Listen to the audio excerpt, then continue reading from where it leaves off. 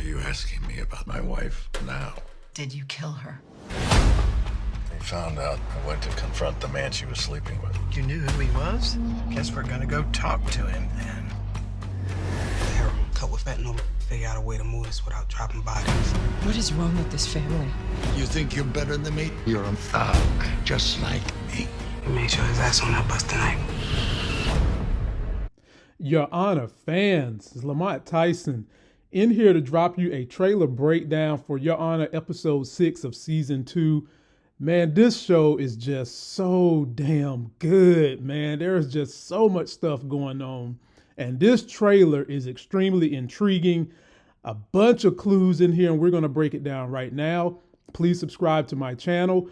Be sure to download this on the podcast. Link is in description. Follow me on Instagram, Twitter, and the TikTok. Be sure to pay attention as I'm going to play this trailer one more time, because at the very end, it's kind of hard to hear what Big Mo is saying, but I heard it, and that's how I'm able to pick this thing apart. Take a look, and we'll go through it. Why are you asking me about my wife now? Did you kill her? I found out. I went to confront the man she was sleeping with. You knew who he was? Guess we're gonna go talk to him then. The heroin cut with fentanyl. Figure out a way to move this without dropping bodies. What is wrong with this family? You think you're better than me? You're a thug, just like me. We made sure his ass on that bus tonight. So here we go. Oh, and I got a hard on for Michael Nancy. Done got Michael up in here, asking him, did you kill your wife? But the thing that Michael wants to know is, why are you now just asking me about my wife? So ladies and gentlemen, that makes us have to put on our Inspector Gadget hat. Do, Inspector. How in the world did Nancy all of a sudden just get new information? Did Olivia give it to her? Someone is working to pull Nancy's strings, okay? And I think it's Olivia, but whom else is in the area trying to help out? Because Nancy should have been got this information a long time ago, somehow, some way, but she didn't. And now all of a sudden she has it, and she's raining down on Michael, but he's not going to go to jail over this. Somehow or another, he's going to get bail or post bail.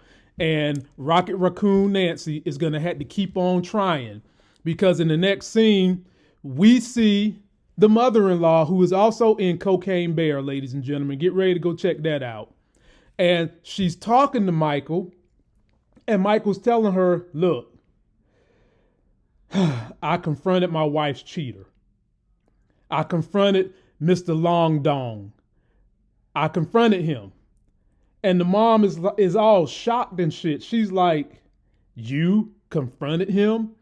Obviously, the mom knew that the wife was cheating, but she had no idea whom she was cheating with, and that Michael figured out who the hell it was. Dare I say we could play the race card in this? You would think not, because Michael has seemed like he's a left-leaning judge.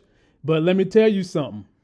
When another man's you-know-what start leaning into your wife, all hell goes out the window. And I'm sure the mom-in-law, who is a senator, don't want any of this stuff to get out.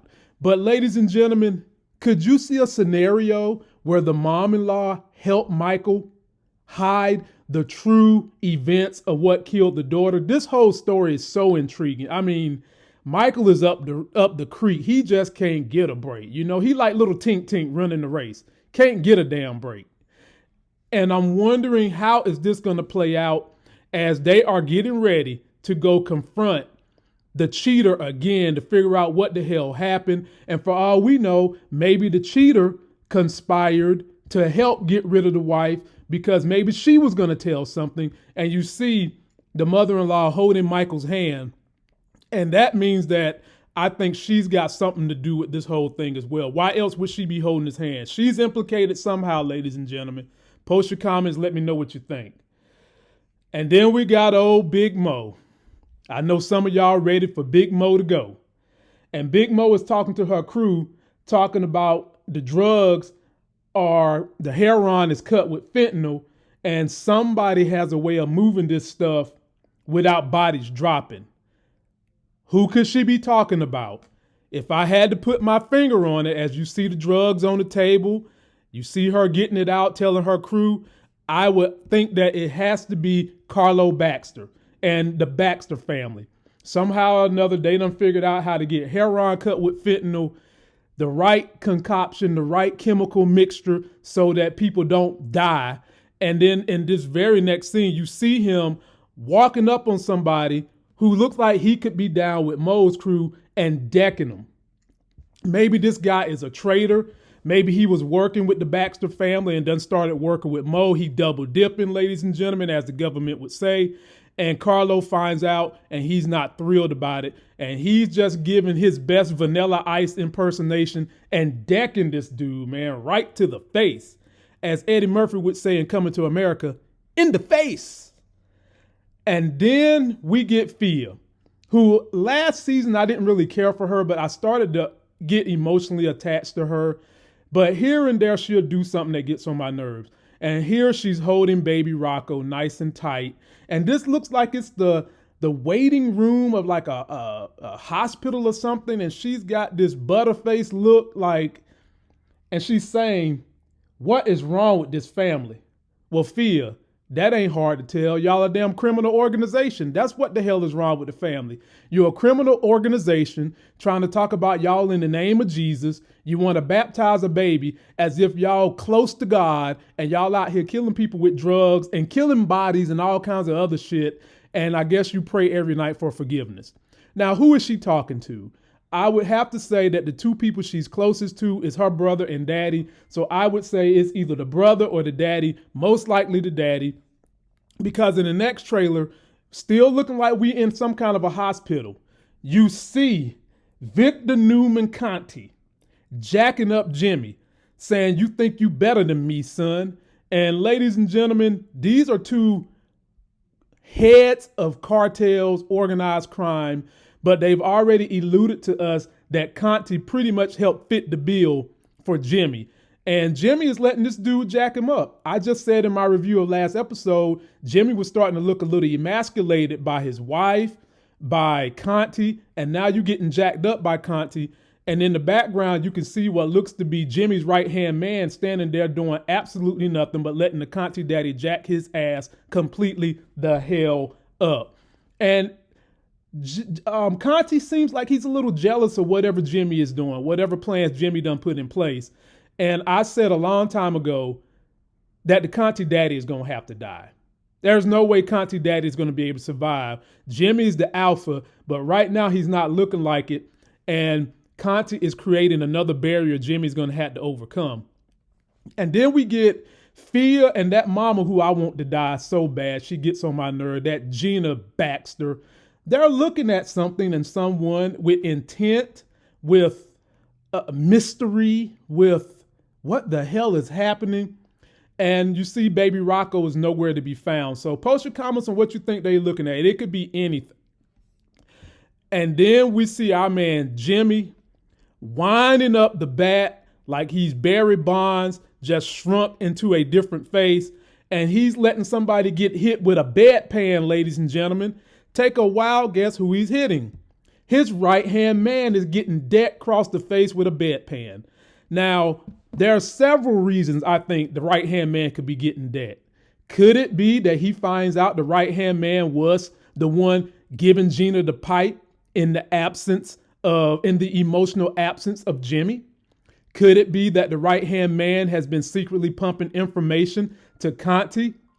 Or could it be he's mad that the right-hand man didn't come and step to Conti when Conti was jacking him up in a hospital hall?